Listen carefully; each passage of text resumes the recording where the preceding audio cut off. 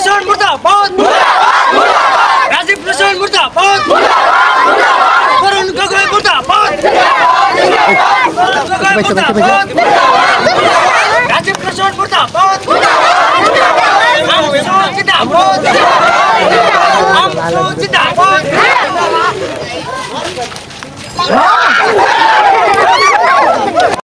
ছাত্র ইউনিয়নের হালবাড়ি জিলা সমিতিয়ে অকর্মণ্য মুখ্যমন্ত্রী শ্রীযুক্ত অৰুণ গগৈ আৰু বান নিয়ন্ত্ৰণ মন্ত্ৰী ৰাজীৱ লোচন পেগুৰ আমি প্ৰতিমূৰ্তি দাহ কৰিলোঁ। ইয়াৰ জৰিয়তে আমি তেওঁলোকক বুজাই দিব বিচাৰিছোঁ যে সংখ্যালঘুসকলৰ লগত আৰু এনেকুৱা ধৰণৰ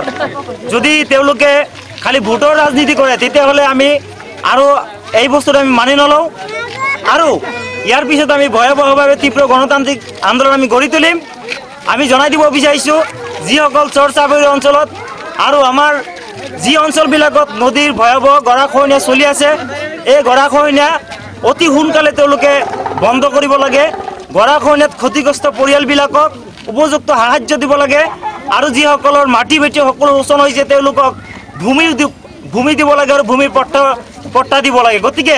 এইখিনি কাম তেওঁলোকে যদি অতি সোনকালে নকৰে তেতিয়াহ'লে সংখ্যালঘুসকলক মাত্ৰ ৰিচাৰ্জ কাৰ্ডৰ দৰে ব্যৱহাৰ কৰা তৰুণ গগৈ চৰকাৰক আমি ওফৰাই পেলাই দিম আৰু তেওঁলোকক আমি এই নদীৰ মাজত তেওঁলোকক উঠাই দিয়াৰ কাৰণে আমি বাধ্য হ'ম। গতিকে আমি অসম চৰকাৰক ইয়াৰ জৰিয়তে আজিৰ এই কাৰ্যসূচীৰ জৰিয়তে আমি সকীয়াই দিছোঁ যে তেওঁলোকে যাতে সংখ্যালঘুসকলৰ স্বাৰ্থত আৰু এই সংখ্যালঘুসকলৰ কাৰণে যাতে কিবা এটা কৰাৰ কাৰণে তেওঁলোকে চেষ্টা কৰে, নহ'লে কিন্তু আমি আমচুৱে কেতিয়া আমি আৰু বহি